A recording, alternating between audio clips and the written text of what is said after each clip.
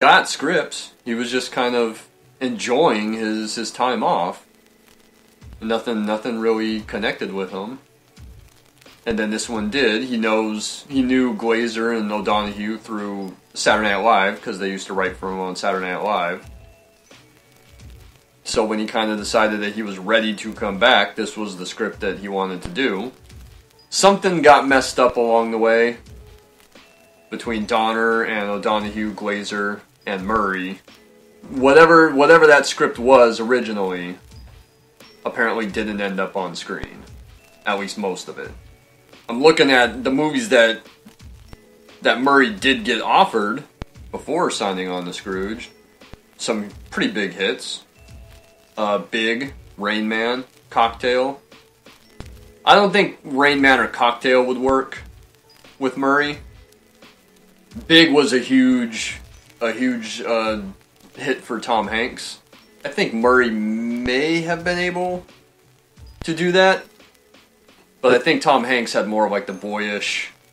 So Bill Murray almost did Cocktail, like the Tom Cruise Cocktail? Like the Tom Cruise Cocktail, which is weird, right? Rain Man would have been more of a dramatic part, but reading that list, I don't think any of those movies really work.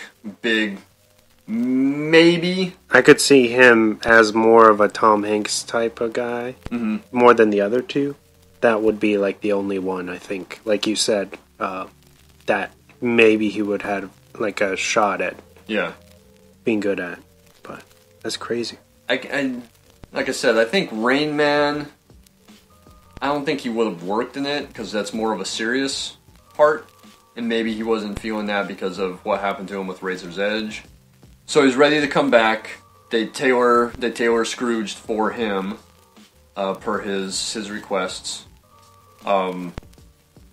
Collects a pretty hefty salary. What'd you say, $6 million? Yes. $6 million salary, which was pretty big at the time. But they justified paying him that much by saying, hey, he's been away for a long time, so there's a lot of anticipation for this comeback. It's about a 4-year hiatus, right? About 4.5 year hiatus. So there's obviously a draw. People will see him. And because he was such an established comedy star up to that point, with like Stripes and Meatballs and Ghostbusters, like, people will go to see him. You know, if they see that he's in the movie. Yeah. Especially a new comedy from Bill Murray, they're gonna go and see it. So that's how they justified that huge salary for him. I think at the time only Eddie Murphy was pulling in big money, because he had huge hits with 48 Hours and Beverly Hills Cop. What else? Golden Child, I think, is the Golden Child was in that period. I don't know if that was a big hit or not. But I mean, the sequel to Beverly Hills Cop obviously is a huge hit. There's 3 of them, right? There's 3 of them. The third one is so bad, though. But I like the second one a lot too. It's a bit more actiony than the first one, but it's a lot of fun. And by the way, I never saw it, but I saw the trailer for it. I was going to ask you, did you ever see the second Venom movie? No. Because Tom Hardy's wearing like a Mumford physical education shirt with the Detroit Lions jacket. So he's paying tribute to like Eddie Murphy in the Beverly Hills Cop movies. I just thought that was like random. I was wondering like if there was really a story behind that, or like how he ends up in those clothes in the movie. Did you just? I just saw it like in the trailer, Oh. and I immediately know like the Mumford shirt that he wears in the first film, and then the Detroit Lions jacket that he wears in the second film. So that's our random tangent. So here's something I found that was pretty interesting. They start shooting Scrooge in December of 1987. Scrooged in December of 1987. And Christmas Day's coming up. So Donner asked the studio, Paramount, can the cast and crew, can we have the day off for Christmas? And Paramount says no. I don't know why, like, they weren't supposed to open until Thanksgiving of the following year. It doesn't take, unless you're Stanley Kubrick or something, it doesn't take an entire year to shoot a movie. But the studio refuses to give him the day off for Christmas Day. So what Donner does, which was really cool, stand-up guy, is he fires everyone off the movie on Christmas Eve. After they wrap shooting on Christmas Eve, he fires everybody. And then the day after Christmas, promptly rehires everyone back. So Paramount looks like assholes now. And Donner's a good dude, because he technically fires everyone so that they can have Christmas Day off. And then he rehires them. Did Paramount did they try to do anything about that? Do you know? No. It didn't turn up anything in the research, like if Paramount had a problem with that, but I guess that was Donner's decision to make, to fire everyone. Because that's a ballsy thing to do. They're just like, what? But I thought that was pretty cool that he did that for him. Oh, before we get into the Murray and Donner clashing, do you know who the original cinematographer was on the movie? Like Conrad Hall? Conrad Hall, who we spoke about when we talked about Road to Perdition. Also shot Butch Cassidy and Sundance Kid. He was the original cinematographer on the film, and for whatever reason, just didn't jive with Donner, so he actually got let go from the movie. And then they hired Michael Chapman, who had worked with Scorsese a handful of times, had done Taxi Driver, did Raging Bull, did The Lost Boys. Ends up doing Ghostbusters 2 the following year with Murray again. I just thought that was crazy. It was like, whoa, that's like a wildly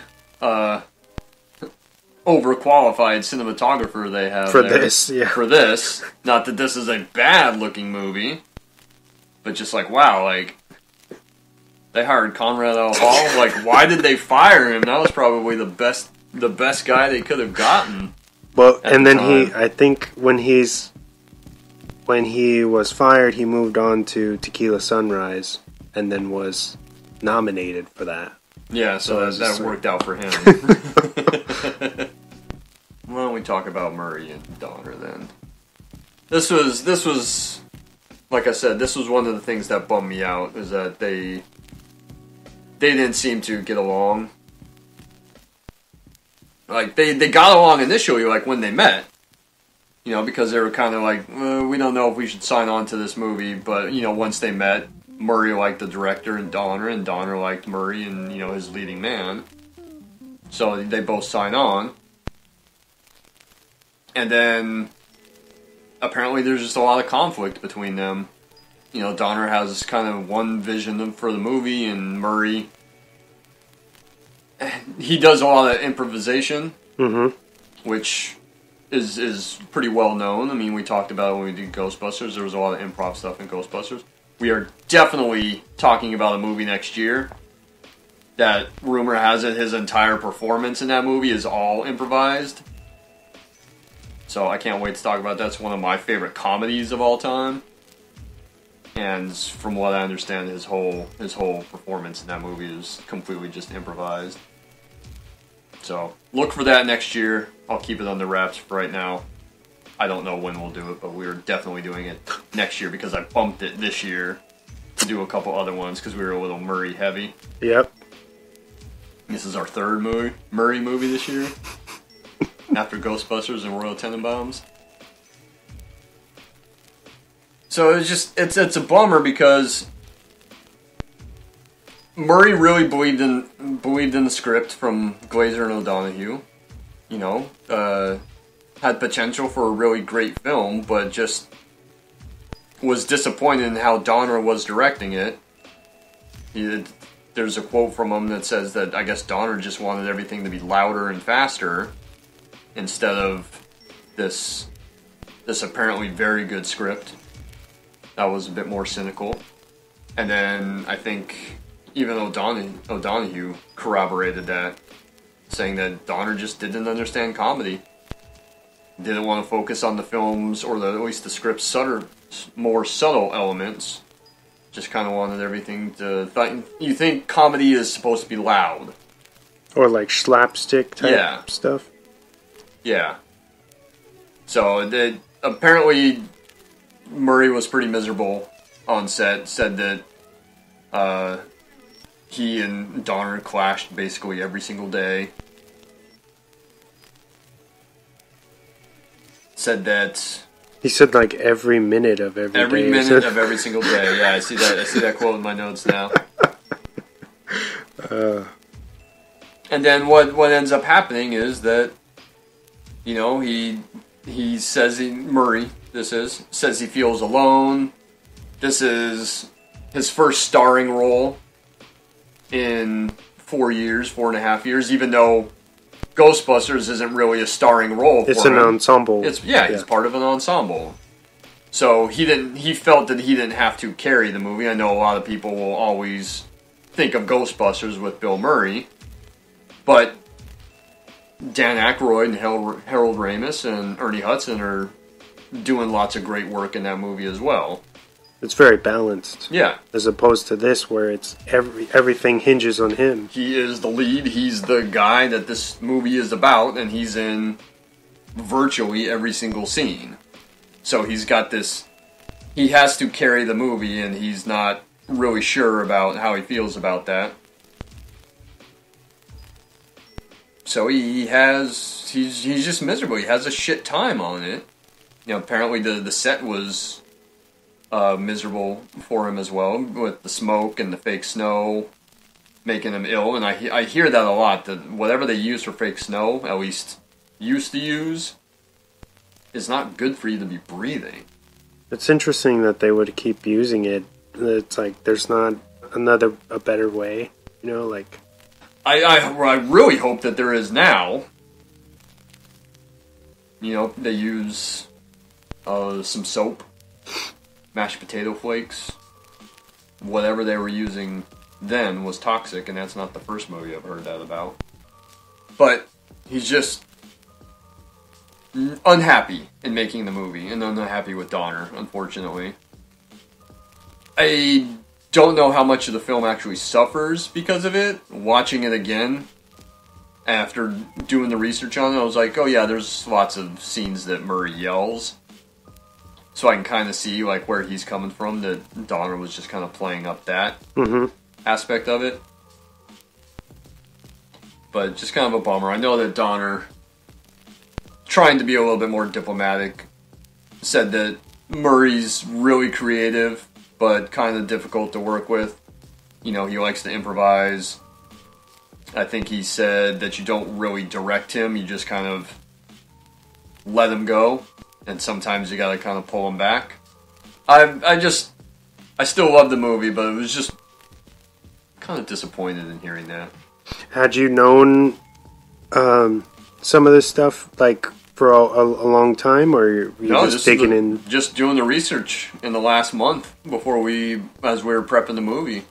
That's all when it came up, and I was like, what? No, it's such a great movie that I love so much.